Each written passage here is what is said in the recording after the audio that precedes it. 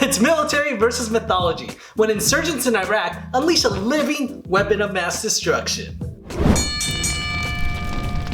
After looters of the Iraqi National Museum recover an ancient medallion, Umari, a descendant of a Babylonian sorcerer, uses it to free twin Manticores to reclaim his land. This is not right. This is not right. This is not right!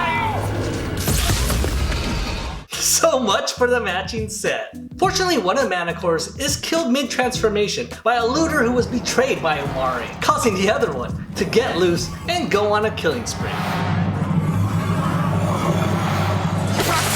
He'll never be a necromancer now. In the nearby town of Al-Qamar, the US Army sends soldiers to find a missing reporter and her cameraman who've holed up with other survivors while the Manticore runs wild.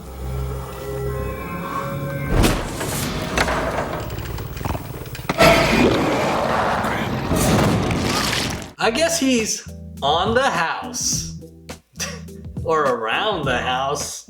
Leading the squad is the headstrong and compassionate Sergeant Baxter, played by Robert Beltran, best known from Star Trek Voyager as Chakotay. Van Slamme clothesline. Sarge, I unloaded everything I had on that thing, and it did nothing. We can't kill this thing. The way I see it, if it's breathing, it's alive. And that means we can kill it. We just gotta figure out how. So basically, if it breathes, we can kill it. Now, for the top 3 signature moves. Top 3 signature moves. Number 3, the Manticore Stinger Splash.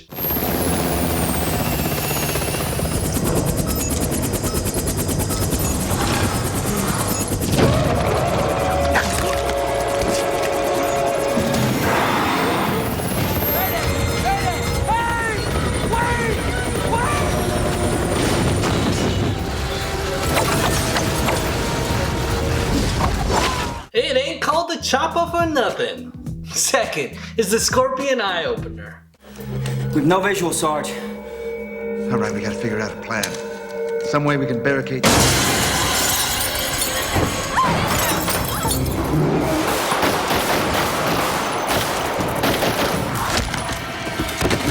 He should have kept his eye on the prize. And finally, the finisher, the Sledgehammer Stunner.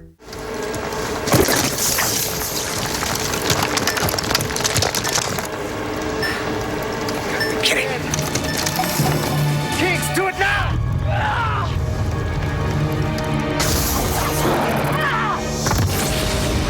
Talk about a bad breakup. Other highlights include Private Sully spitting on the Manticore in defiance, which you don't see as often as you'd think, Kinks shutting down the reporter who's adamant to leave, and Umari blinding Kinks, causing her to misfire her bazooka and hitting near him instead, and the arrogant Umari getting his just desserts. Looks like he had a blast. Van Slamme tag in. When you have one shot to take out the Manticore up close and personal with a sledgehammer, you have to drop a one-liner. Here's an example.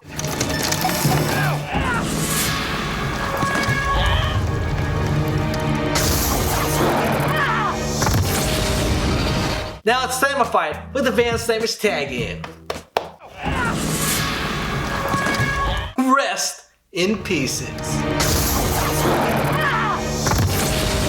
I typically enjoy movies with soldiers or mercs versus monsters, and Manticore was no exception. The Manticore was vicious and nearly invincible, leading to plenty of action and gory kills.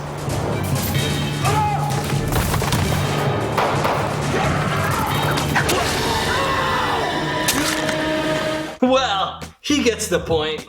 Robert Beltran was a great lead as the tough but compassionate Sergeant Baxter, who was quick to fight back and drop a few good one-liners while at it.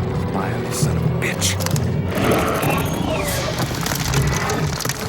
I guess the camera does add a few pounds and turn you to stone. Iwari was also a terrific villain, hiding amongst the survivors, whose unbelievable hubris led him to reveal how to defeat the Manticores and to his own demise. The CG of the Manticores wasn't something to write home about, but it was as expected for early 2000s sci-fi movies. I certainly appreciated more than less, which led to a lot of the close encounters.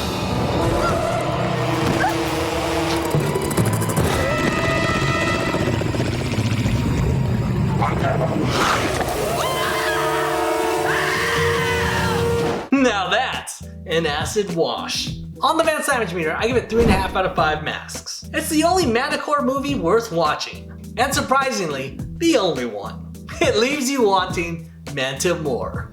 Thanks again for joining me for Jack Van Slamme vs. Manticore. Let me know in the comments below your thoughts, what your favorite moments were, and be sure to click that like button and subscribe for more ridiculousness and more Slammarang movie reviews.